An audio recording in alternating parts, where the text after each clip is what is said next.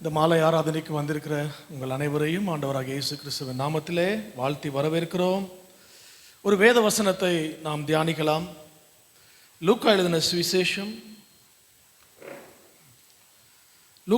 சுவிசேஷம் 10ஆம் அதிகாரம் 40 மற்றும் 41ஆம் வசனத்தை ஒரு வாசிக்கலாம்.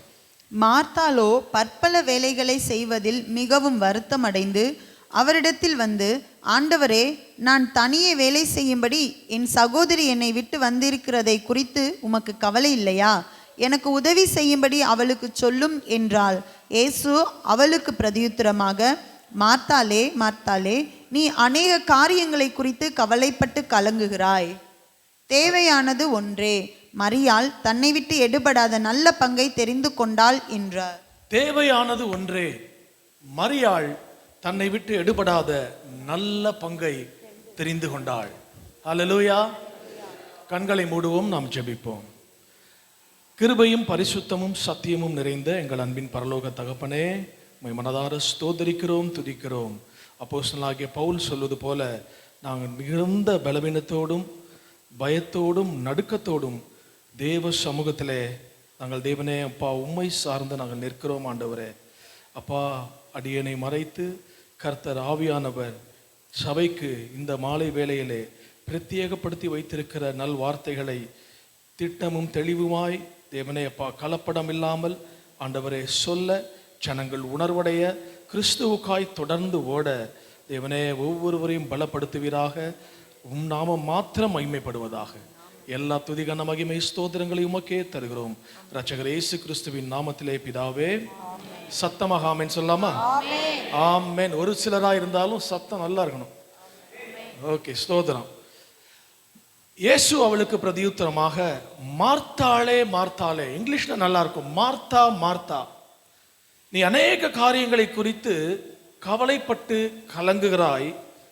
ஆனால் தேவையானது ஒன்றே ஒன்று தான். அதை மரியாள் தெரிந்து கொண்டால் அது என்னை விட்டு எடுபடாத நல்ல பங்கு. மார்த்தாளே, மார்த்தாளே. நம் முழு வேதாகமத்தையும் நாம் பார்க்கும்போது 7 நபர்களை ஆண்டவர் 2 முறையாக பேரிட்டு அழைத்திருப்பார். ஆபிரகாம் துவங்கி முதலாவது ஆபிரகாமே, ஆபிரகாமே என்று அழைப்பார். இரண்டாவதாக யாக்கோபுக்கு அப்படி அழைத்தார், யாக்கோபே, யாக்கோபே என்று சொல்லி அழைத்தார். மோசேயை அழைக்கும் போது மோசே, மோசே என்று சொல்லி அழைத்தார். அடுத்ததாக சாமுவேலை அவ்வாறு அழைத்தார். அடுத்ததாக சீமோனே, சீமோனே, சாத்தான் உன்னை கோதுமை சுலகில வைத்து புடைப்பது போல புதைப்பதற்கு என்னிடத்தில் அனுமதி கேட்டான். நானோ உன் விசுவாசம் ஒழிந்து போகாதபடிக்கு உனக்காய் ஜெபம் பண்ணினேன் என்று சொல்லுகிறார். அடுத்ததாக சவுலே, சவுலே என்று சொல்லிவிட்டு கடைசியாக மார்த்தாளே, மார்த்தாளே என்று சொல்லுகிறார். மற்ற பெயரெல்லாம் ஏலி, ஏலி என்று இயேசு கிறிஸ்து சிலுவையிலே சொல்லியிருக்கிறார். எருசலேமே, எருசலேமே என்று சொல்லியிருக்கிறார். அது வேறு. அது போக நபர்களை குறித்து சொல்லப்பட்ட காரியத்திலே இந்த 7 காரியத்திலே இதை ஃபிட் ஆகாத ஆள் யாருன்னு பார்த்தீங்கன்னா இந்த மார்த்தாள் தான். மற்றவர் எல்லோரும் வேதாகம புருஷர்கள், ஏதாவது அற்புதத்தை செய்திருப்பார்கள், பெரிய கிரிகளை செய்திருப்பார்கள். ஆபிரகாம் விசுவாசிகளின் தகப்பன். விசுவாசத்தினாலே அவன் தன்னுடைய குமாரனாகிய ஈசாக்கை பலியிட துணிந்தவன். மோசே, அடுத்ததாக யாக்கோபு, அவனிடத்திலிருந்து இஸ்ரவேல் கோத்திரத்தின் 12 ஜாதிகள் உருவானது. மோசே 40 வருஷமாய் இருப்பு காலவாகிய எகிப்திலிருந்து ஜனங்களை விடுவித்து கொண்டு வந்தவன். இந்த பாலும் தேனும் ஓடுகிற தேசத்திற்கு அவர்களை விடுவித்து கொண்டு வந்தவர். சாமுவேல் 7 வித ஊழியர்களையும் செய்த முதல் தீர்க்கதரிசி இஸ்ரவேல் தேசத்திற்கு. சீமோன் அப்போஸ்தலரிலே பிரதானமானவர். சவுல் பவுலாய் மாறினார். அவர் புறஜாதிகளுக்கு சுவிசேஷத்தை தெரிந்து கொள்ளும்படி, சுவிசேஷத்தை பிரசங்கிக்கும்படி தெரிந்து கொள்ள பாத்திரப்பட்ட பாத்திரமாய் கர்த்தர் அவரை வல்லமையாய் பயன்படுத்தினார். ஆனால் இதில் எந்த குவாலிட்டியுமே இல்லாத மார்த்தாளையும் பார்த்து கர்த்தர் சொல்லுகிறார், மார்த்தாளே, மார்த்தாளே. அதே போலதான் இந்த நாளிலேயும் தகுதி இல்லாத, திறமையற்ற, விலை போகாத, எத்தனும் ஏமாற்றுக்காரர்களுமாயிருந்த நம்மையும் அவர் பிள்ளையே என்று அழைக்கிறார். ஆபிரகாமின் குமாரனே, குமாரத்தியே என்று சொல்லிதான் அழைக்கிறார். நம்மேல் வைத்திருந்த அன்பு நம்முடைய பலவீனத்தின் நிமித்தமாய், நாம் செய்த பாவங்களின் நிமித்தமாய், சில மீறுதல்கள் நிமித்தமாய் அவர் நம்மேல் வைத்த அன்பு ஒருபோதும் குறையவே இல்லை. அவர் எப்படி வைத்து பார்க்கிறாராம்? பிள்ளையின் வரிசையிலே வைத்து பார்க்கிறாராம். எரேமியா 3:19 சொல்லப்பட்டிருக்கிறது. வாசிக்க வேண்டாம். எரேமியா 3:19 சொல்லப்பட்டிருக்கிறது, நான் பிள்ளையின் வரிசையிலே உன்னை வைத்து பார்ப்பது எப்படி. ஸோ இதில் சொல்லப்பட்டிருக்கிற தேவையானது ஒன்றே. மரியாள் தன்னை விட்டு எடுபடாத நல்ல பங்கை தெரிந்து கொண்டாள். நல்ல பங்கு என்ன என்பதை பார்ப்பதற்கு முன்பதாக, நல்ல பங்கு என்று சொன்னால் இன்னொரு பங்கு இருக்கு. அது என்ன பங்கு? கரெக்ட், கெட்ட பங்குன்னு ஒன்று இருக்கு. அப்போ கெட்ட பங்கு என்னன்னு தெரிஞ்சாதான் இந்த நல்ல பங்கு என்ன என்பது தெரிய வரும். அதற்கு திருஷ்டாந்தமாக ஆண்டவர் இதே அதிகாரத்திலே இந்த சம்பவத்திற்கு முன்பதாக வேறொரு சம்பவத்தையும் கர்த்தர் வலியுறுத்தி காண்பிக்கிறார்.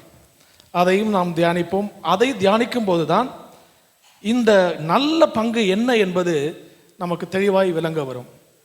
வாசியுங்கள், இதே அதிகாரத்திலே 30ஆம் வசனம். இயேசு பிரதியுத்தரமாக, ஒரு மனுஷன் எருசலேமிலிருந்து எரிகோவுக்கு போகையில் கள்ளர் கையில் அகப்பட்டான். போதும். ஒரு மனிதன், இயேசு பிரதியுத்தரமாக, ஒரு மனிதன் எருசலேமிலிருந்து எரிகோவுக்கு போகிறான். ஒரு மனிதன். அந்த மனிதனுக்கு பெயர் கொடுக்கப்படவில்லை. Unnamed man. ஏன் பெயர் கொடுக்கப்படவில்லை என்று சொன்னால், அந்த இடத்திலே உங்க பெயரையும் என் பெயரையும் போட்டு பார்க்கணும். அதற்காக தான் பிளாங்க் ஸ்பேஸ், பிளாங்காக கொடுத்துருக்காங்க. உங்க பேரை போட்டுக்குங்க, இல்லை என் பேரை நான் போட்டுக்கிறேன். ஒரு மனிதன், ஸ்தேவான்னு வச்சுக்கோங்க. ஒரு மனிதன் எருசலேமில் இருந்து எரிகோவுக்கு பிரயாணப்பட்டு போகிறான். எருசலேம் என்பது தேவாலயம் உள்ள ஒரு ஸ்தலம், கர்த்தர் தங்கும் வாசஸ்தலம். அது தேவனுடைய சமூகம், அது மகாராஜாவினுடைய நகரம். தேவ சமூகத்தை விட்டு, தேவ பிரசன்னத்தை விட்டு, அப்பாவுடைய பாதுகாப்பை விட்டு, அப்பாவுடைய அரவணைப்பை விட்டு, அப்பாவுடைய பரிசுத்தத்தை விட்டு, அப்பாவுடைய அந்த அன்பை விட்டு எரிகோ எனப்படுகிற உலக வாழ்க்கைக்குள்ளாய் அவன் கடந்து செல்கிறான். இந்த எரிகோ என்பதற்கு மீனிங் என்ன தெரியுமா? அர்த்தம் என்ன தெரியுமா? A place of fragrance. நறுமணமுள்ள ஒரு இடம், சுகந்த வாசனையா இருக்குமா, நறுமணமுள்ள இடமா. சபையில இருந்து ஒரு விசுவாசியை விழச் செய்வதற்கு பிசாசானவன் பல தந்திரங்களை பயன்படுத்துகிறான். அதில் ஒன்று, இந்த நல்ல நறுமணம் போல இருக்கிற காரியங்களை காண்பித்து கவர்ச்சித்து அவர்களை அப்பாவுடைய சமூகத்திலிருந்து அவர்களை கவர்ச்சித்து இழுத்து விடுகிறான், தேவ சமூகத்தை விட்டு. ஆனால் எப்படி இருக்குமா இந்த நற்கந்தம்? எப்படி இருக்கும் பார்த்துங்க. அது பிரசங்கி 10:1 வாசிக்க வேண்டும், அப்போதான் உங்களுக்கு புரியும். அது நற்கந்தம்னு நம்ம மேலோட்டமாக வாசிக்கிறோம், அது கொஞ்சம் ஆழமாக போனால் தான் அதோட காரியங்கள் புரியும். பிரசங்கி 10:1 வாசிங்க, 1-2 வாசிங்க. செத்த ஈக்கள் தைலக்காரனுடைய பரிமள தைலத்தை நாரி கெட்டு போக பண்ணும். அவ்வளவுதான். செத்த ஈக்கள் பரிமள தைலத்தை கெட்டு போக பண்ணும். பரிமள தைலம் தான், ஆனால் செத்த ஈக்கள் அதற்குள்ளே விழுந்தபடினாலே அந்த பரிமள தைலம் நாரி போயிருக்கிறது. ஆனால் இவர்களுக்கு எப்படி இருக்கு?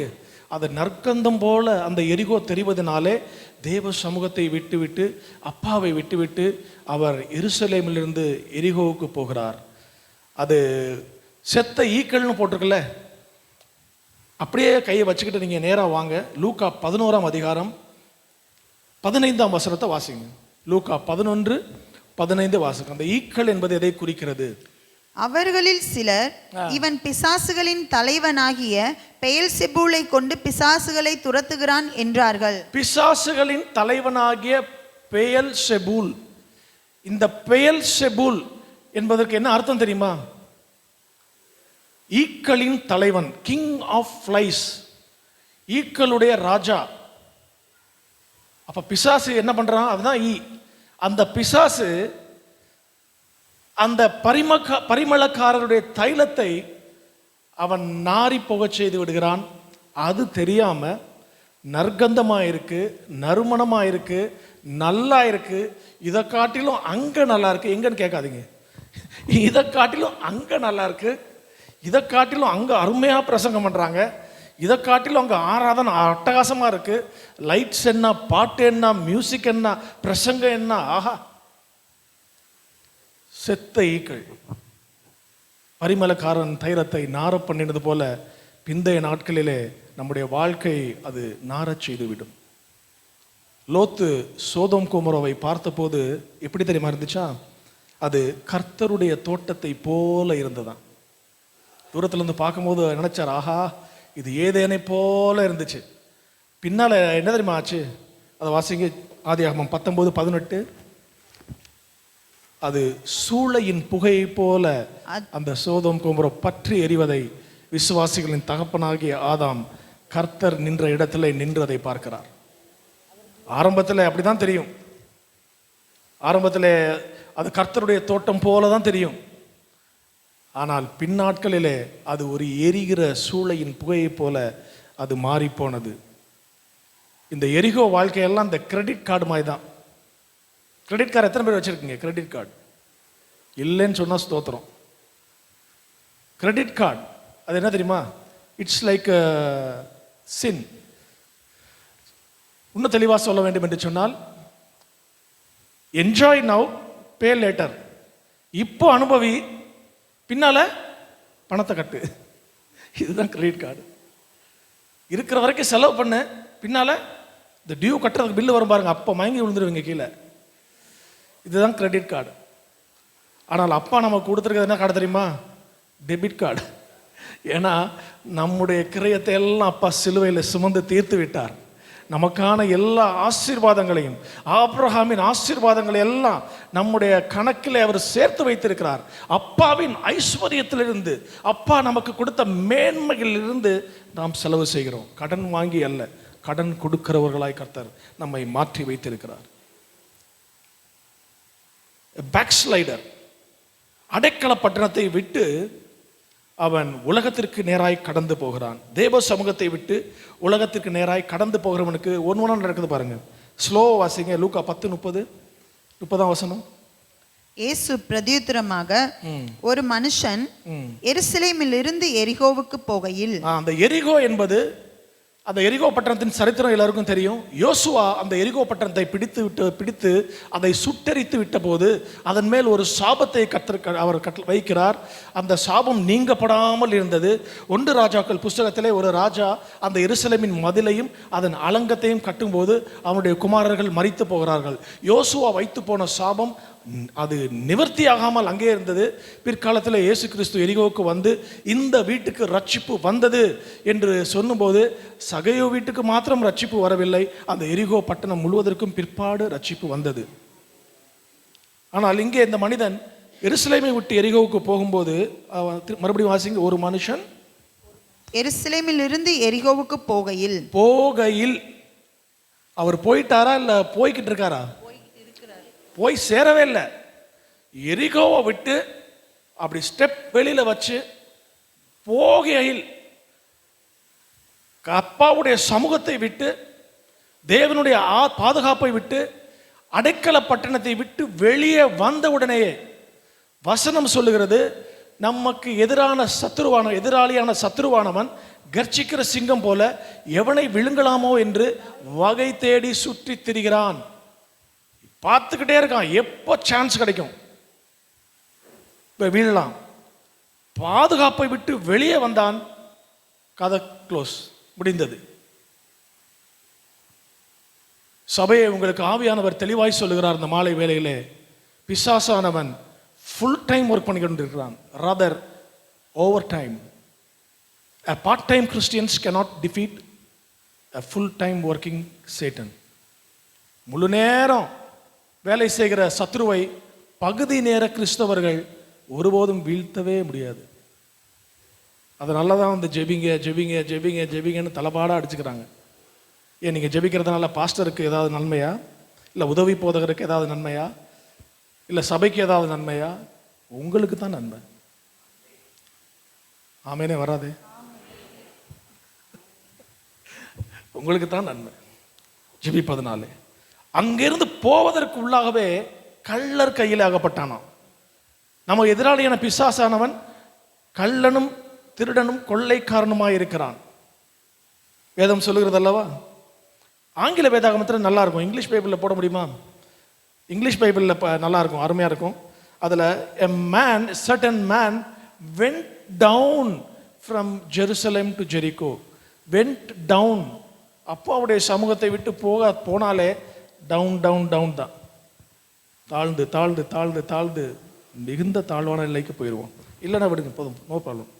கள்ளர் கையில் அகப்பட்டான். இதை வாசிக்கும் போது எனக்கு என்ன ஞாபகம் வருதுன்னா, இந்த கள்ளன், இந்த சாத்தானுக்கு கொடுக்கப்பட்ட பெயர், அவன் திருடவும் திருடவும் அழிக்கவுமே வருகிறான் அன்றி வேறொன்றுக்கும் வரான் என்று சொல்லப்பட்டிருக்கிறது. தானியேல் சிங்கக்கபில இருந்தபோது கர்த்தருக்கு பிரியமான மனுஷனாகிய தானியேலா, ஆண்டவரே வாக்கு கொடு, பிரியமான தானியேலே, நீ வேண்டிக் கொண்ட போதே உன் ஜெபம் கேட்கப்பட்டது. அந்த பிரியமான மனிதன், ஆண்டவருடைய சமூகத்திலே காத்திருந்தவன், 3 வேளையும் எப்பொழுதும் போல ஜெபிக்கிற அந்த தானியேல் சிங்கக்கபில இருந்தபோது என்ன நடந்தது? சிங்கங்களின் வாய்கள் கட்டப்பட்டது. சிங்கங்கள் அவனை சேதப்படுத்த முடியவில்லை. ஆனால் தேவனை அறியாத ஜனங்கள், தானியேலை சிங்கக்கபிலே போட்டவர்கள், அவர்கள் எப்படி வந்தாங்களாம்? அவர்கள் கெபியின் அடியிலே சேரும் முன்னமே, இதே இந்த மனுஷனை போலதான், அவர்கள் எரிகோவுக்கு போய் சேரும் முன்னமே, அவர்கள் சிங்கக்கபிலே தரையிலே விழுவதற்கு முன்னமே, கீழே வந்து டச் பண்றதுக்கு முன்னாலே சிங்கம் காலி பண்ணிருச்சு. பினிஷ்ட். காலி பண்ணி என்ன பண்ணுச்சு? அவன் எலும்புகளை எல்லாம் நொறுக்கி போட்டது என்று வாசிக்கிறோம். தானியேல் புஸ்தகம் 6:24 வாசிக்கிறோம். அவர் எலும்புகளை எல்லாம் நொறுக்கி போட்டது. கள்ளர் கையில் அகப்பட்டான். அது ERV வெர்ஷன்ல ரொம்ப அருமையாக எழுதியிருப்பாங்க. ERV வெர்ஷன்ல சில திருடர்கள் அவனை சூழ்ந்து கொண்டார்கள். நாட் ஒன்லி ஒன் தீஃப், அநேக திருடர்கள் அவனை சூழ்ந்து கொண்டார்களாம். சூழ்ந்து கொண்டார்கள்.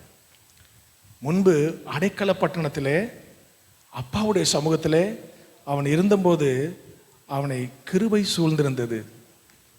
கர்த்தரை நம்பி இருக்கிறவனையோ கிருபை சூழ்ந்து கொள்ளும். கிருபை சூழ்ந்திருந்தது. ஆனால் தேவ சமூகத்தை விட்டு உலகத்திற்குள்ளாய் கடந்து போகும்போது கள்ளர்களும் திருடர்களும் அவனை சூழ்ந்து கொண்டார்கள். அடுத்ததாக அப்பா சமூகத்தில் இருந்தவரை அவன் எலும்புகளை எல்லாம் அவர் நினமுள்ளதாக்கி அவைகளை எல்லாம் காப்பாற்றி வந்தார். வாசிங்க சங்கீதம் 34:20 வாசிங்க. சங்கீதம் 34:20. அவனுடைய எலும்புகளை எல்லாம் காப்பாற்றுகிறார், அவைகளில் ஒன்றும் முறிக்கப்படுவதில்லை. அவைகள் ஒன்றும் முறிக்கப்படுவதில்லை. அப்பாவுடைய சமூகத்தில் இருந்த வரையிலே அவைகள் எலும்புகளை எல்லாம் அவர் காப்பாற்றினாராம். எப்படி காப்பாற்றினார்? இந்த வேத வசனம் உடலுக்கெல்லாம் ஊனும் ஆரோக்கியமுமாய் இருந்ததாம். அந்த ஊனும் என்ற வார்த்தை எபிரேய வார்த்தையில் ஒரு வார்த்தை நல்ல அருமையாக இருக்கும். எங்களுக்கு பைபிள் காலேஜில் சொல்லி கொடுத்தாங்க. மார்பே அப்படின்னு போட்டிருக்கோம். மார்பே அப்படின்னு சொன்னால் மெடிசன். இந்த வசனம் medicine, healing. It brings you healing. அனுது நம்ம இந்த நீதிமொழிகள் இருக்குது, எடுத்து வாசிக்கலாம். இந்த நீதிமொழிகள் இருக்குது. இல்லை, நான் அப்புறம் சொல்கிறேன் ரெஃபரன்ஸ். ஆவியானவரால் ஏற்பட்டதுனால இந்த வார்த்தையை சொல்லி கொண்டிருக்கிறேன். இந்த வசனம் எல்லாம் உடலுக்கு ஊனும் ஆரோக்கியமுமாம். இந்த ஊனும் ஆரோக்கியம் என்பது மார்பே, மெடிசன். ஒவ்வொரு நாளும் இந்த வேத வசனம் நமக்குள்ளே போகும் என்று சொன்னால் அந்த எலும்புகள் எல்லாம் நினமுள்ளதாய் மாறும். வியாதி ஒன்றும் உன் கூடாரத்தை, இந்த சரீரமாகிய கூடாரத்தை அணுகாது, ஒன்றும் சேதப்படுத்தாது. ஆனால் தேவ சமூகத்தை விட்டு உலகத்தை நோக்கி போகும்போது சிங்கங்கள் எல்லாம் சூழ்ந்து கொண்டு அவனுடைய எலும்புகளை எல்லாம் நொறுக்கி போட்டது. அடுத்த வசனம் வாசிங்க. அடுத்த வசனம் வாசிங்க. அடுத்த 30ஆம் வசனம் தொடர்ந்து வாசிங்க. கள்ளர் கையில் அகப்பட்டான், அவர்கள் அவன் வஸ்திரங்களை உரிந்து கொண்டு, அவன் வஸ்திரங்களை உரிந்து கொண்டார்கள். அவன் வஸ்திரங்களை உரிந்து கொண்டார்கள். எரிகோ, எருசலேமிலிருந்து எரிகோ ஜியோகிராபிக்கலி 55 கிலோமீட்டரா, 55 கிலோமீட்டர். அந்த நாட்களிலே போக வேண்டும் என்று சொன்னால் ஒரு கழுதை எடுத்துக்கொண்டு தான் போக வேண்டும். இந்த மனிதன் கழுதையில் ஏறி வந்ததாக எழுதப்படவில்லை. அவன் நடந்தே போனான் என்று கணக்கு வைத்து கொண்டாலும் ஒரு நாள் பிரயாணமாக செல்ல வேண்டுமாம் எருசலேமிலிருந்து எரிகோ செல்வதற்கு. அப்படி போகும்போது இந்நாட்களில் உள்ளது போல யூபிஐயோ ஜிபேயோ இல்லை பேடிஎம்மோ கிடையாது. தேவையான பணத்தை கையில் எடுத்துகிட்டு போகணும், உணவு ஆகாரங்கள்லாம் கரத்தில் எடுத்துகிட்டு போகணும், எல்லாம் எடுத்துகிட்டு தான் போவாங்க. ஆனால் கள்ளர்கள் வந்து அவனை அடித்து அவனை போட்டுவிட்டு அவன் பணத்தை எடுக்கலை, அவனுடைய உணவை எடுக்கலை, அவன் டார்கெட், அவனோட குறி எதுன்னு பாருங்க, எதை உறிந்து கொண்டார்களாம்? வஸ்திரத்தை உறிந்து கொண்டார்கள். அவனுடைய மெயின் டார்கெட் இந்த ரட்சிப்பின் வஸ்திரம் தான், வேற எதுவும் தேவையில்லை. ஆரம்பத்தில் ஏதேன் தோட்டத்திலிருந்தே பிசாசானவனுக்கு கர்த்தர் நம்மேல் போட்ட இந்த ரட்சிப்பின் வஸ்திரத்தின் மேலதான் குறி. ஆதாம் பாவம் செய்த போது அவன் மேலே அவனை சூழ்ந்திருந்த அந்த மகிமை, தேவன் அவனுடைய ஒளியை போல மகிமையாய் சூழ்ந்திருந்தாராம். அந்த மகிமை அவனை சூழ்ந்து ஒரு ஒளியை போல இருந்தபடினால தான் எந்த மிருகங்களும் அவன் கிட்டக்கே வர முடியல. கர்த்தர் மனிதனை உருவாக்கின போது அப்படிதான் உருவாக்கினார். சகலத்தையும் நீ ஆண்டு கொள்வாய். எல்லா மிருகங்களுக்கும் பேர் வச்சதே அவர் தான். சிங்கம், கரடி, புலி எல்லாமே பாருங்க, அவன் சொல்லுக்கு கீழ்பட்டு இருக்கும். சிங்கத்துக்கு ஆதாம் அன்னைக்கு என்ன பேர் வச்சாரோ இன்னைக்கு வரைக்கும் அதே பேர் தான், மாறவே இல்லை. ஆனால் அந்த மகிமை அந்த போன பிற்பாடு எல்லா மிருகங்களும் மனிதர்களை தாக்க ஆரம்பித்தது. இன்னைக்கு சர்ச்சை முடிச்சுட்டு போகும்போது ஒரு பாருங்க, ஒரு நாய் வந்தால் கூட ஓடிடுவோம். ஒரு நாயை பார்த்து ஓடுறோம் இல்லையா? But we are not designed like that. நம்ம ஆண்டவர் அப்படி உருவாக்கவில்லை. அவனுடைய வஸ்திரம் பறிக்கப்பட்டது. அடுத்ததாக நோவா மதுபானம் பண்ணி குடித்து வரித்திருந்த போது அவன் வஸ்திரம் விலகி படுத்திருந்தான். வஸ்திரத்தை விலகச் செய்து விடுகிறான். யோசேப்புடைய வஸ்திரத்தை அவனுடைய சகோதரர்களும் பிற்பாடு போத்திவாரின் மனைவியும் அவன் வஸ்திரத்தை பறித்தார்கள். சூலேமித்தியால் நேசர் கதவை தட்டுகையில், நான் இப்பொழுதுதான் என் வஸ்திரங்களை மாற்றினேன், எப்படி திறப்பேன் என்று சொல்லி அசதியாய் தூங்கிவிட்டு பிற்பாடு எழுந்து கதவை திறந்தபோது நேசர் அங்கே இல்லை, அவர் போய்விட்டார். அவரை தேடிக்கொண்டு நகரத்திலே திரிகிற போது நகரத்திலே திரிகிற காவலாளர்கள் அவளை காயப்படுத்தி அவளது போர்வையை எடுத்துக்கொண்டார்களாம். வஸ்திரம்.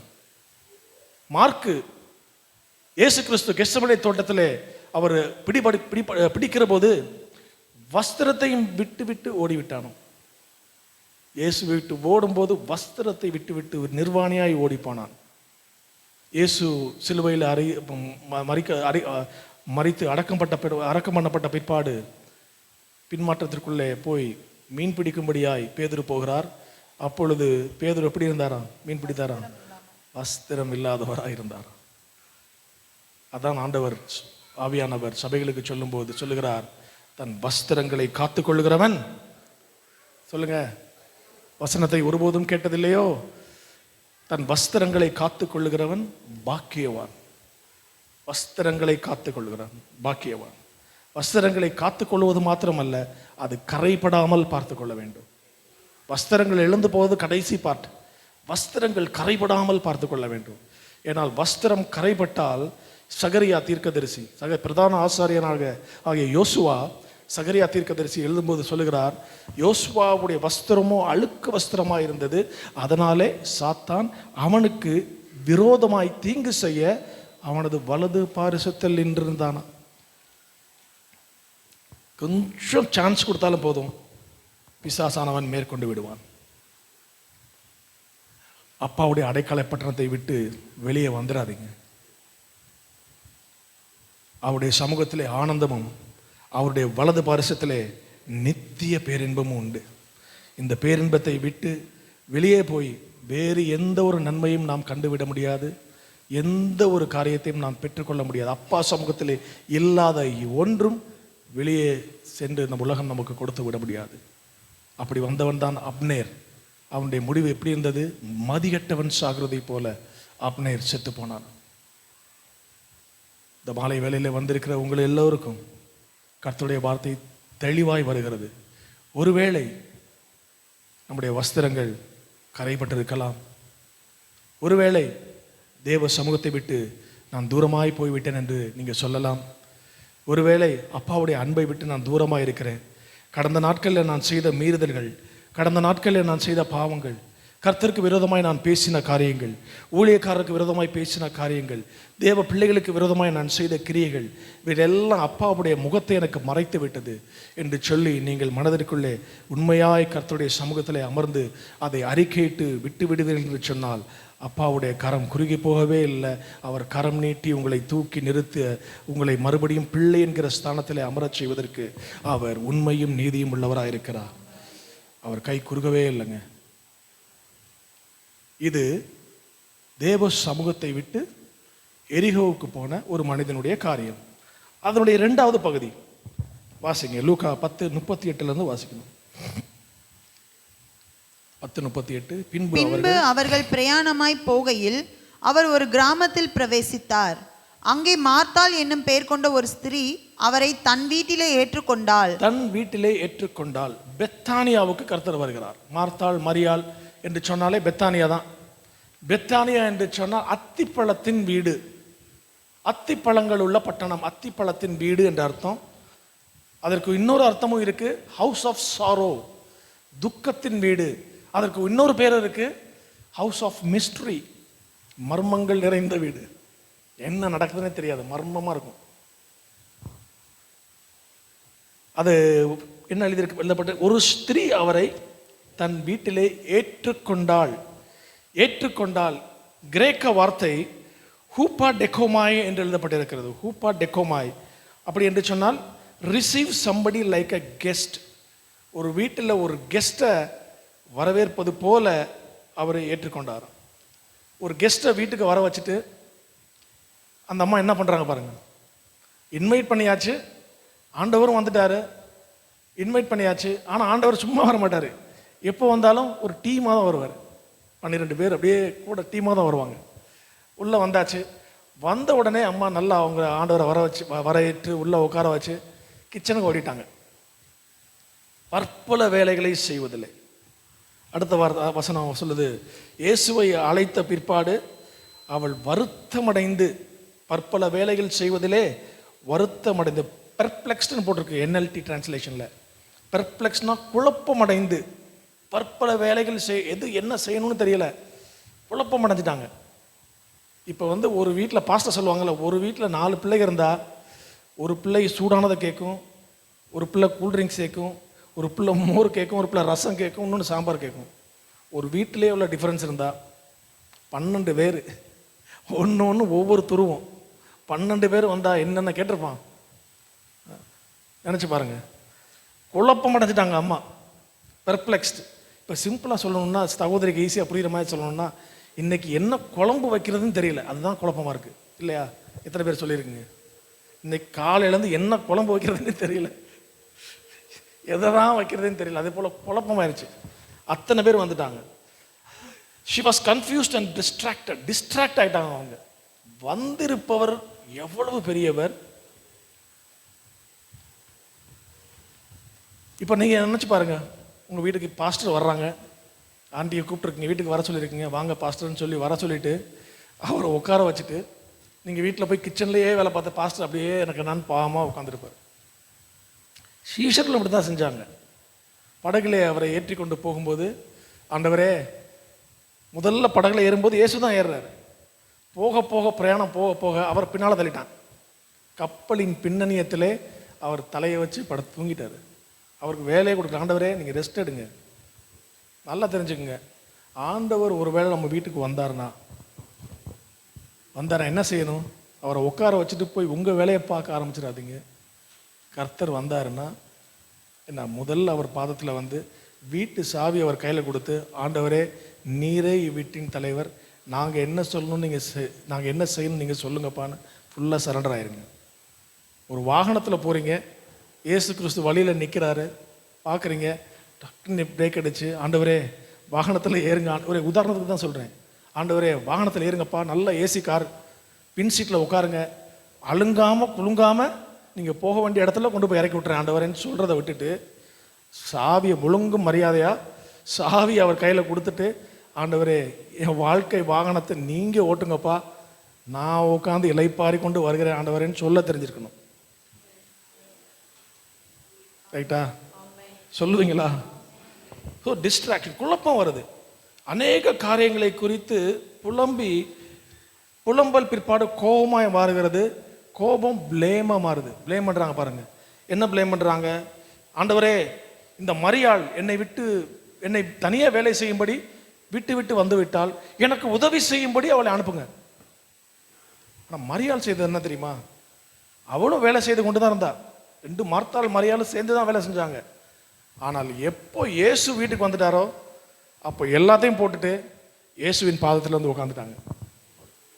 ஆனால் மார்த்தாள் பற்பல வேலைகளை அவர் செய்து கொண்டே இருந்தார். ஆனால் அடுத்த தடவை பாஸ்டர் வரும்போது, அப்படி ஸ்டீஃபன் பிரதர் பிரசங்கம் பண்ணாருன்னு சொல்லிட்டு போதவர் வந்தனா டபக்குன்னு வந்து காலில் உட்காந்துடாதீங்க. அவருக்கு செய்ய வேண்டியதை செய்யுங்க. வசனத்தை சர்ச்சில் கேளுங்க, வீட்டுக்கு வரும்போது அவரை உபசரிங்க. Right, okay. அதே காரியம். அவங்களுடைய ஃபோக்கஸ் எல்லாமே, மார்த்தாளுடைய எண்ணங்கள் எல்லாமே இங்கே இந்த சாப்பாடு, உணவு, இந்த காரியங்களே போகவில்லை. வந்திருக்கிறவர் பெரியவர். அவர் 5 அப்பத்தையும் 2 மீனையும் கொண்டு 5000 பேருக்கு போஷிக்க முடிக்கும். அவர் சர்வ வல்லவர். அவர் சகலத்தையும் செய்கிறவர். இந்த குழப்பத்தின் வீடு, இந்த துக்கத்தின் வீட்டிலே ஒரு சமாதான காரணராய் கர்த்தர் வந்திருக்கிறார். அவருடைய பாதத்திலே என் கேள்விக்கான எல்லா பதிலும் இருக்கிறது என்று சொல்லி நேராக அவங்க பாதத்தில் உட்காந்துட்டாங்க. மார்த்தா கம்ப்ளைண்ட் பண்றாங்களா? ஆண்டவர் சொல்றாரு, மார்த்தா மார்த்தா, கவனமா கேளு. அத்தா, கவனமா கேளு. மார்த்தா, நீ அநேக காரியங்களை குறித்து கவலைப்பட்டு கலங்குகிறாய். இந்த மார்த்தான்ற இடத்துல இந்த மாலை வேளையில உங்களுடைய பெயரை போட்டுக்கொள்ளுங்க. நீங்கள் அநேக காரியங்களை குறித்து கவலைப்பட்டு கலங்கினவர்களாய் இருக்கலாம். என் மனைவியை குறித்து, என் கணவரை குறித்து, என் பொருளாதாரத்தை குறித்து, என்னை சூழ்ந்திருக்கிற சத்துருக்களை குறித்து, என் பிள்ளைகளை குறித்து, என் பொருளாதாரத்தை குறித்து, என் வேலையை குறித்து, எனக்கு வரவேண்டிய நன்மைகள் தாமதமாகிறதை குறித்து, எனக்கு வரவேண்டிய பதவி உயர்வுகளை குறித்து, எனக்கு கிடைக்க வேண்டிய இடத்திலே கிடைக்க தடையாயிருக்கிற சகாயங்களை குறித்து நீங்கள் கவலைப்பட்டு கலங்கி கொண்டிருக்கலாம். ஆனால் நினைவில் கொள்ளுங்கள், சர்வத்தையும் செய்கிற சர்வ வல்லவருடைய பாதத்திலே அதற்கான விடை இருக்கிறது. நீங்கள் அமர்ந்திருந்து அவரே தேவன் என்பதை அறிந்து கொள்ளுங்கள். தேவையானது ஒன்றே. சொல்ற தேவையானது. அநேக காரியங்களை குறித்து நீ கவலைப்பட்டு கலங்குகிறாய். ஆனால் மார்த்தாலே, உனக்கு தேவையானது ஒன்றே. தேவையானது ஒன்றேனா மற்ற எல்லாமே தேவையற்றது. தேவையானது ஒன்றே. மரியாள் தன்னை விட்டு எடுபடாத நல்ல பங்கை தெரிந்து கொண்டாள். எடுபடாத பங்குனா ஒருவரும் உன்னிடத்திலிருந்து எடுத்துக்கொள்ள முடியாத பங்கு, ஒருவரும் பறித்து கொள்ள முடியாத பங்கு, ஒருவரும் கொடுக்கக்கூடாத சமாதானம், ஒருவரும் எடுக்கக்கூடாத சமாதானத்தை கர்த்தர் தருகிறவராயிருக்கிறார். இஸ்ரவேல் ஜனங்கள் 40 வருஷம் எகிப்திலே அடிமைகளாய் வேலை பார்த்துவிட்டு திரும்ப வரும்போது கர்த்தர் அவர்களுக்கு பாலும் தேனும் ஓடுகிற கானான் தேசத்திற்குள்ளே அவர்களை நடத்தி கொண்டு வருகிறார். வரும்போது சொல்லுகிறார், இங்கே நீங்கள் வேலை அடிமையாக இருந்தது போதும், வாக்குத்தத்தம் பண்ணின பூமியிலே கானான் தேசத்திலே கர்த்தர் உங்களுக்கு உங்களுடைய அந்த ஆசீர்வாதங்களை உங்களுடைய பங்கை வைத்திருக்கிறார். அந்த இடத்திலே உங்களுக்கு அந்த காணியாட்சி கொடுக்கப்படும் என்று சொல்லி வாக்குத்தத்தத்தோடு 12 கோத்திரங்களும் புறப்பட்டு போகிறார்கள். ஆனால் கானான் சென்று அடைந்த பிற்பாடு அந்த நிலங்கள் எல்லாம் பகிர்ந்து கொடுக்கப்படும் போது 11 கோத்திரத்துக்கும் அந்த இடங்கள் சுதந்திரமாய் கொடுக்கப்பட்டது, லேவி ஒருவனை தவிர. லேவியை பார்த்து கர்த்தர் சொல்லுகிறார், நானே உன் பங்கும் உன் சுதந்திரமாய் இருக்கிறேன். நாம் கிறிஸ்துவுக்குள்ளே பரிசுத்த ஆசாரிய கூட்டமாய் இருக்கிறோம் என்பதை நினைவில் வைத்துக் கொள்ளுங்க. நீங்க வரும்போது, சர்ச்சுக்கு வரும்போது, தேவ சமூகத்துக்கு வரும்போது, அப்பாவுடைய பாதத்திலே அமரும்போது பல்வேறு தேவைகளோடு, பல்வேறு எதிர்பார்ப்புகளோடு, பல்வேறு காரியங்களை நீங்க சொல்லி கொண்டு வரலாம். எதிர்பார்த்து வந்தவங்க எப்படி இருக்கும்? 40 வருஷமா ஒரு கனவோடு வர்றான். ஆனா கர்த்தர் சொல்லிட்டாரு, இந்த உலகத்தில் உனக்கு பங்கே கிடையாது, நானே உன் பங்கு. அவர் நம் பங்கா இருக்கும்போது யார் நமக்கு பங்கு கொடுத்தா என்ன, கொடுக்காட்டி என்ன, சொத்துல பங்கு கொடுத்தா என்ன, கொடுக்காட்டி என்ன. இதே இடத்துல தீர்க்கதரிசி ஜான் முத்துன்னு ஒருத்தர் வந்திருந்தார். எத்தனை பேருக்கு ஞாபகம் இருக்கு? பல வருஷங்களுக்கு முன்னால வந்திருந்தார். ஒரு சிலருக்கு தான் தெரியும். அவரிடத்துல ஜெபிக்கும்படி நாங்கள் அவங்கள ஹோட்டலுக்கு போயிருந்தோம். தனிப்பட்ட வகையில் நானும் போதவரும் போயிருந்தோம். அவருக்கு உணவு எடுத்து கொண்டு போயிருந்தோம். போகும்போது ஜெபிக்கணுமான்னு கேட்டார். இப்போ அவர் மரித்து போனார். ஜெபிக்கணுமான்னு கேட்டார். ஜெபிக்கணும்னு சொன்னேன். அப்போ என் கரங்களை பிடித்து கொண்டு அந்நிய பாஷையில் நிறைந்து அநேக காரியங்களை சொன்னார். அதில் 99.9% நிறைவேறிவிட்டது. அதில் அவர் சொன்ன முதல் காரியம், உன் தகப்பன் வீட்டிலிருந்து உனக்கு எந்த ஒரு சுதந்திரமும் கிடைக்காது, நானே உன் பங்கு. ஒரே வார்த்தை, அக்யூரேட்டாக சொன்னார். ஆனால் தகப்பன் வீட்டிலிருந்து எனக்கு பங்கு கிடைத்ததோ கிடைக்கவில்லையோ, இந்த கர்த்தர் சமூகத்தில் நின்று நான் உங்களுக்கு பிரசங்கித்து கொண்டிருக்கிறேன் பார்த்தீங்களா, இதுதான் கர்த்தர் எனக்கு கொடுத்த மிகப்பெரிய ஸ்லாகியம். இன்று ஒருவேளை பங்கு கிடைத்திருந்தால் அதன் பின்பாக நான் ஓடி போயிருப்பேன். ஆனால் இன்று கர்த்தரின் பங்காக இருந்தபடினாலே தேசங்களுக்கு சென்று கர்த்தருடைய நாமத்தை நாங்கள் பிரசங்கித்து கொண்டு வருகிறோம். அநேக ஜனங்கள் எங்கள் பைபிள் காலேஜில் படித்து பல தேசங்கள்லேருந்து எங்கள் பைபிள் காலேஜில் எங்களோடு கூட கனெக்ட் ஆகிறாங்க. அநேகருக்கு தேவனுடைய சத்தியங்களை நாங்கள் கற்றுக் கொடுத்து கொண்டு வருகிறோம். அவரே என் பங்கு. புலம்பல் பாடுகிற போது எரேமியா அதை தான் சொல்லுகிறார், கர்த்தர் என் பங்கு என்று சொல்லி என் ஆத்துமா சொல்லும். உங்களுடைய ஆத்துமா இன்றைக்கு என்ன சொல்ல போகிறது? கர்த்தர் என் பங்குன்னு சொல்ல போறீங்களா?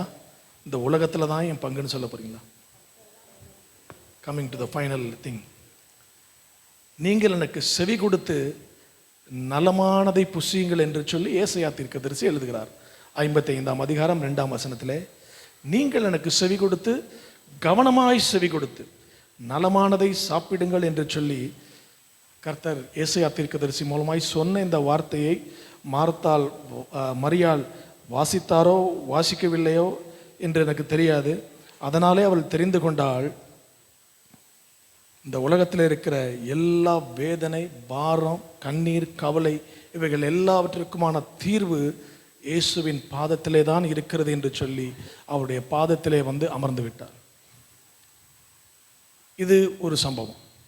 இதற்கு பிற்பாடு யோவான் எழுதின சுவிசேஷம் 12ஆம் அதிகாரத்திலே அது நிறைவு பெறுகிறது. இந்த சம்பவம் முடிந்து விட்டது.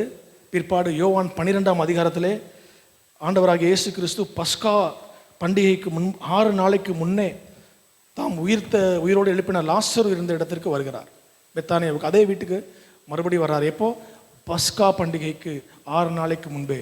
அதாவது இயேசு கிறிஸ்து பஸ்கா ஆட்டுக்குட்டியாய் அடிக்கப்படும்படிக்கு எருசலேமுக்கு போகிறார். போகிற வழியிலே இந்த மார்த்தாள் மரியாள் வீட்டுக்கு வருகிறார். அப்பொழுது என்ன நடந்தது? வாசிங்க, 12:2 வாசிங்க. அங்கே அவருக்கு ராவிருந்து பண்ணினார்கள். ராவிருந்து, மறுபடியும் விருந்து தாங்க. எப்போ வந்தாலும் அங்கே நல்லா விருந்து. இந்த விஜயோட சித்தி இருக்காங்க மதுரையில், அவங்க வீட்டுக்கு எப்போ போனாலும் சரி நான் பயந்துக்கிட்டே போக மாட்டேன். சாப்பாடெல்லாம் வச்சாங்கன்னா அவ்வளோ இந்த காது வழியாக வந்துச்சுல, அந்த காது வழியாக மூக்கு வழியாக வந்த மாதிரி அவ்வளோ சாப்பாடை வச்சு கொடுத்துருவாங்க. நாங்கள் ஆரம்பத்துலேருந்து அவங்க எங்களுக்கு ரொம்ப நெருங்கிய உறவு அவங்க. ஸோ அதுபோல் அங்கே ஒரு விருந்து பண்ணாங்களாம். மறுபடியும் விருந்து நடக்குது. அப்போ அங்கே என்ன நடந்துச்சு வாசிங்க. மார்த்தாள் பணிவிடை செய்தாள். மார்த்தாள் என்ன பண்ணாங்களா? பணிவிடை செய்தாள். இவ்வளவு சொன்னதுக்கு அப்புறமும் மாற்றமே இல்லை பாருங்க. தேவையானது ஒன்றே அப்படின்னு ஒரு எக்ஸாம்பிளை சொல்லி, மரியாள் என்னை விட்டு எடுபடாத நல்ல பங்கை தெரிந்து கொண்டால மார்த்தா, இவ்வளவு சொன்னதுக்கு அப்புறமும் ஓ அப்படியா அப்படின்னு சொல்லிட்டு அவங்க என்ன பண்றாங்க? மறுபடியும் அதே வேலை தான், அதே மாற்றமே இல்லை. என்ன சொன்னாலும் சரி, நீ சொல்றத சொல்லும், நாங்கள் செய்யறத செய்கிறோம். எந்த ஒரு முன்னேற்றமும் எந்த ஒரு மாற்றமும் இருதயத்தில் அவளுக்கு உண்டாகவில்லை. முன்பு போல அவள் பணிவிடை செய்து கொண்டிருந்தாள். அடுத்ததாக 3ஆம் வசனம். அப்பொழுது மரியாள், இப்போ மரியாளுடைய வாழ்க்கையை பாருங்க எப்படி மாறிடுச்சு பாருங்க. மரியாள் விலையேற பெற்ற களங்கமில்லாத நலதம் என்னும் தைலத்தில் ஒரு ராத்தல் கொண்டு வந்து அதை இயேசுவின் பாதங்களில் பூசி தன் தலைமயிரால் அவருடைய பாதங்களை துடைத்தாள். இது மரியாளுடைய மாற்றம். இயேசுவின் பாதத்திலே அமர்ந்த இந்த மரியாள் செய்கிற காரியம் விலையேற பெற்ற களங்கமில்லாத நளதம் என்னும் தைலம். தைலம்னு சொன்னால் இங்கிலீஷ் என்ன தெரியுமா போட்டிருக்கு? ஆயின்மெண்ட். டாக்டர் கரெக்டாக சொல்லிட்டாங்க. ஆயின்மெண்ட். ஆயின்மெண்ட் எப்போ கொடுப்பாங்க? ஒரு ஆயின்மெண்ட் எப்போ கொடுப்பாங்க? ஒரு காயம் இருந்தால் தான் அந்த ஆயின்மெண்ட் தருவாங்க இல்லையா? ஒரு காயம் பட்டுச்சுன்னா டாக்டர் ஒரு ஆயின்மெண்ட் தருவாங்க, இதை போடுங்க சரியாயிரும்னு சொல்லுவாங்க. களங்கம் இல்லாத நளதம் என்னும் தைலம், ஆயின்மெண்ட், மருத்துவ குணம் கொண்ட அந்த ஆயின்மெண்ட்டை வாங்கிறதுக்கு எல்லாவற்றையும் விற்று வாங்கி கொண்டு வந்தாங்களாம். அப்போ ஆயின்மெண்ட் போடுறது ஒரு காயத்தை ஆற்றுவதற்கு. அதை மைண்டில் வச்சுக்கோங்க. அந்த எந்த காயத்தை மரியாள் ஆற்றினாள் என்று சொன்னால், வேத பண்டிதர்கள் சொல்லுகிறார்கள், இயேசு கிறிஸ்துவுடைய அந்த 3.5 வருடம் ஊழியத்திலே அவர் மொத்தமாக 3125 மைல் அவர் நடந்து சென்றாராம். கிட்டத்தட்ட 5029 கிலோமீட்டர்ஸ். அதுவும் எருசலேம், அந்த யூதேயா, சமாரியா, அந்த பகுதிகள் எல்லாம் வந்து நேராக அந்த ஹைவேஸ் மாதிரி ரோடு போட்டுலாம் இருக்காது. முள்ளுகள், பள்ளங்கள், கல்லுகள், மேடுகள், கடல், எல்லா வனாந்தரம் எல்லாவற்றையும் தாண்டி தான் போகணும். மொத்தமாக அவரது பிறந்ததிலிருந்து அவர் பிறப்பிலிருந்து கல்வாரி சிலுவைக்கு போகும் வரையிலே இந்த வேத வசனங்களின் அடிப்படையிலே இயேசு இங்கே போனார் அங்கே போனார்னு போட்டிருக்குல்ல, அதன் ஆதாரத்திலே அதனை கணக்கிட்டு அவர்கள் ப்ராக்டிக்கலி லிட்டரலாக கணக்கு பண்ணது கிலோமீட்டர்ஸை பார்த்தீங்கன்னா 34,660 கிலோமீட்டர் அவருடைய என்டையர் லைஃப்பில் அவர் நடந்திருக்கார். அதாவது ஆவரேஜாக ஒரு நாளைக்கு 32 கிலோமீட்டர் நடந்து ஊழியம் செஞ்சிருக்கார் ஆண்டவர். எவ்வளோ நடந்திருக்கணும்? எபிரேய புஸ்தகம் 2:14 இப்போ வாசிங்க. எபிரேய புஸ்தகம் 2:14. ஆகையால் பிள்ளைகள் மாம்சத்தையும் இரத்தத்தையும் உடையவர்களாயிருக்க அவரும் அவர்களைப் போல மாம்சத்தையும் இரத்தத்தையும் உடையவரானார். பிள்ளைகளாகிய நாம் மாம்சத்திலேயும் இரத்தத்திலேயும் இருக்கும்போது நம்மை போல ஒருவராய் அவரும் மாம்சமும் இரத்தமும் உடையவராய் வந்தாராம். மனிதனாய் வந்தார், முழு மனிதனாய் வந்தார். முழு கடவுளாய் இருந்த போதும் தன்னுடைய மகிமையை விட்டுவிட்டு முழு மனிதனாய் வந்தார்.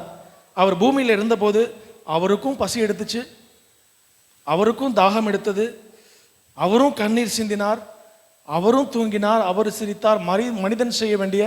மனிதன் செய்கிற அன்றாட வேளையில் அவருக்கு அந்த வலி இருந்துச்சு, வேதனை இருந்தது, அவருக்கு கண்ணீர் வந்தது, அவருக்கு பசி தாகம் எடுத்தது, எல்லாம் மாம்சத்தில் இருந்தார் அல்லவா?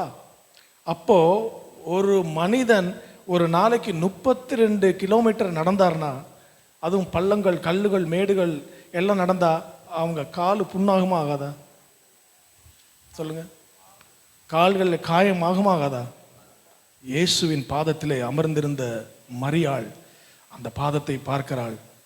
அந்த பாதம் எனக்காய் நடந்த பாதம், என் பாதைகளை செவ்வைப்படுத்தும்படி, எனக்கு முன்பதாக கோணலானவைகளை நேராக்கும்படி என் நேசர் எனக்கு முன்பதாக கடந்து போனாரே, அவருடைய பாதம் இப்படி காயப்பட்டிருக்கிறது. என்னால் இயன்றதை நான் செய்ய வேண்டும். தனக்கு உண்டான எல்லாவற்றையும் விற்று அந்த விலையேற பெற்ற களங்கம் இல்லாத அந்த நளதம் என்னும் தைலத்தை களங்கமற்றவருக்கு, அதாவது பாவம் அறியாதவருக்கு, பாவம் செய்யாதவருக்கு, பாவம் இல்லாதவருக்கு அவருடைய பாதத்திலே அந்த பரிமள தைலத்தை ஊற்றி அந்த காயங்கள் குணப்படும்படி அந்த கிரியை அவர் செய்கிறார். செய்தது என்னமோ ஒரு சிறிய காரியம்தான், சிறிய கிரியை தான். அது எந்த அளவு அது பவர்ஃபுல்லாக இருந்தது தெரியுமா? இயேசு கிறிஸ்து பஸ்கா ஆட்டுக்குட்டியாய் அடிக்கப்படுவதற்கு எருசலேமுக்கு போகிறார். பஸ்கா ஆட்டுக்குட்டியின் பிரமாணம் என்ன என்று சொன்னால், 1 வயதான பழுதற்ற ஆட்டுக்குட்டி தான் அங்கே பஸ்கா ஆட்டுக்குட்டியாய் பலியிடப்பட வேண்டும். இங்கே நியாய சாஸ்திரிகள், வேத பண்டிதர் அவங்கெல்லாம் இயேசு கிறிஸ்துவிடத்தில் எந்த குற்றத்தை கண்டுபிடிக்க வேண்டும் என்று சொல்லி இப்படி அலர்ட்டாக இருக்கான். எதை சொல்லி இவரை நம்ம குற்றம் கண்டுபிடிக்கலாம், எல்லாம் அலர்ட்டாக இருக்கான் பாருங்க. பிரதான ஆசாரியர்கள், ஜனத்தின் மூப்பர். 22ஆம் வசனம் மத்தேயுல வாசிங்கன்னா வீட்டில் போய் வாசிக்கொள்ளுங்க. 22, 23 வசனத்தில் அவர் எப்படி இந்த பஸ்கா ஆட்டுக்குட்டி சோதிக்கப்படுகிறார், பலியிடப்படுவதற்கு முன்பதாக பஸ்கா ஆட்டுக்குட்டியாக இயேசு கிறிஸ்துவை யாரெல்லாம் சோதித்து பார்த்தார்கள் என்று ஒவ்வொரு காரியமாக வரும். அதில் முதலாவது பிரதான ஆசாரியர்கள், பிற்பாடு ஜனத்தின் மூப்பர், அடுத்து பரிசேயர், சதுசேயர், நியாயசாஸ்திரிகள், வேதபாரகர்கள் என்று சொல்லி இறுதியிலே பிலாத்துவும் அவரை பார்த்துவிட்டு இவரில் குற்றம் ஒன்றும் இல்லை என்று சொல்லி இயேசு கிறிஸ்துவின் நிமித்தமாய் சாட்சி கொடுக்கப்பட்டது. பழுதொன்றும் இல்லாதவராய் காணப்பட்டார். என் நேசரிலே பழுதொன்றும் இல்லை, அவர் முற்றும் முழுவதும் அழகுள்ளவர். எல்லாவற்றையும் நம்முடைய பாவங்களுக்காக அவர் அழகுமின்றி சௌந்தரியமுமின்றி கல்வாரி சிலுவையிலே நம்முடைய வாழ்வை அழகுபடுத்துவதற்காக, நம்முடைய வாழ்வை அலங்காரமாக்குவதற்காக, சாபமாயிருந்த அந்த வீட்டை ஆசீர்வாதமாய் மாற்றுவதற்காக அவர் கோர சிலுவையிலே உங்களுக்காகவும் எனக்காகவும் மரித்தார். பவுல் சொல்லும்போது சொல்லுகிறார், நான் கமாலியேலின் பாதத்திலே அமர்ந்து கற்றுக்கொண்டவன். ஆனால் காலங்கள் நடுவே அந்த ஊழிய பாதையிலே போகும்போது பிற்பாடு அவர் சொல்லுகிறார், கமாலியலின் பாதத்திலே கற்றுக்கொண்டது என்னமோ உலக காரியங்களாக இருக்கலாம், ஆனால் நான் தேவனுடைய சமூகத்திலே, அதாவது 3 வருடம் அவர் சீனாய் மலைக்கு போய் கற்றுக்கொண்டாராம். அந்த 3 வருடம் தேவ சமூகத்திலே தேவனுடைய பாதங்களை அமர்ந்து கற்றுக்கொண்டேன் என்று சொல்லிவிட்டு தான் கலாத்தியருக்கு எழுதும்போது சொல்லுகிறார், நான் அதை ஒரு மனுஷனால் பெற்றதுமில்லை, ஒரு மனுஷனால் நான் கற்றதுமில்லை, இயேசு கிறிஸ்துவே அதை எனக்கு வெளிப்படுத்தினாராம். இந்த உலகம் கற்றுக் கொடுக்க முடியாத ரகசியங்களை, மர்மங்களை எல்லாவற்றையும் இயேசுவின் பாதத்திலே அமரும்போது நம்மால் கற்றுக்கொள்ள முடியும். ஹல்லேலூயா. விடை தெரியலையா? என் வாழ்க்கைக்கு விடை தெரியல, என் குடும்பத்தில் இவ்வளவு சிக்கலாக இருக்குது, இவ்வளவு குழப்பமாக இருக்குது, எப்படி தீர்மானிப்பது என்று எனக்கு தெரியவில்லை. தேவ சமூகத்திலே வந்து அமர்ந்து விடுங்கள். உங்களுக்கான விடை கர்த்தருடைய பாதத்திலே, தேவ சமூகத்திலே, திருச்சபையிலே, சபையிலே இருக்கிறது. வஸ்திரம் அசுசிப்படாதபடிக்கு நாம் காத்துக்கொள்ள வேண்டும். இறுதியாக 12:3 வாசிங்க. யோவான் 12:3 வாசித்து முடிக்கலாம். யோவான் 12:3. அப்பொழுது மரியாள் விலையேற பெற்ற களங்கமில்லாத நலதம் என்னும் தைலத்தில் ஒரு ராத்தல் கொண்டு வந்து அதை இயேசுவின் பாதங்களில் பூசி தன் தலைமயிரால் அவருடைய பாதங்களை துடைத்தாள். அந்த வீடு முழுவதும் தைலத்தின் பரிமளத்தினால் நிறைந்தது. அந்த வீடு முழுவதும் பரிமளத்தின் தைலத்தால் நிறைந்திருந்தது. அப்பாவுடைய வீட்டிலே, அந்த பெத்தானியா, அந்த சாபத்தின் வீட்டிலே, அந்த மர்மத்தின் வீட்டிலே, இந்த பரிமள தைலத்தினாலே அந்த வீடு முழுவதும் நறுமணத்தினாலே, பரிமளத்தினாலே, அந்த நற்கந்தத்தினாலே நிறைந்திருந்தது. உலகத்திலேயே எரிகோவிலேயும் ஒரு நற்கந்தம், சிட்டி ஆஃப் ஃப்ரேக்ரன்ஸ், அந்த நற்கந்தம் பின்னால் மரண வாசனையாய் மாறிவிடும். அப்போஸ்தலனாகிய பவுல் சொல்லும்போது அது ரட்சிக்கப்படுகிறவர்களுக்கு நாங்கள் நற்கந்தமும், ரட்சிக்கப்படாதவர்களுக்கு நாங்கள் மரண வாசனையுமாய் இருக்கிறோம். மரண வாசலிலே கொண்டு போய் விட்டுவிடும். ஆனால் அப்பா சமூகத்தில் இருப்பது நற்கந்தம். தேவ சமூகத்தில் இருக்க இருக்க இருக்க அவருடைய சுபாவத்திற்கு ஒத்த சுபாவம் நமக்குள்ளே உண்டாகும். உலகத்தான் சொல்வது போல பூவோடு சேர்ந்த நாரும் மணக்கும். தேவ சமூகத்திலே அமர அமர அமர, தேவனுடைய சமூகத்திலே அமர, தேவனுடைய சுபாவங்களுக்கு உட்படுகிறோம். தேவனுடைய இருதயத்தின் வாஞ்சைகள், தேவனுடைய இருதயத்தின் விருப்பங்கள், தேவனுடைய சிந்தைகள், தேவனுடைய ரகசியங்கள், நம்முடைய வாழ்க்கையிலே சூழ்ந்திருக்கிற கட்டுகள், நம்முடைய வாழ்க்கையிலே விடை தெரியாத காரியங்களுக்கான எல்லா விடையும் தேவனுடைய பாதத்திலே, அப்பாவுடைய சமூகத்திலே அமரும்போது நமக்கு உண்டாயிருக்கிறது. ஹல்லேலூயா. கவனமாக இருக்க கடவோம். ஹல்லேலூயா. வஸ்திரம் கரைபடாதபடிக்கு நாம் காத்துக்கொள்ள வேண்டும். இறுதியாக கர்த்தர் சொல்லுகிறார், வெளிப்படுத்தின விசேஷத்தை சொல்லும்போது கர்த்தர் சொல்லுகிறார், தங்கள் வஸ்திரத்தை அசுசிப்படுத்தாத சிலர், நாட் மெனி, பலர் அல்ல, சிலர் சர்தை சபையிலும் எனக்கு உண்டு.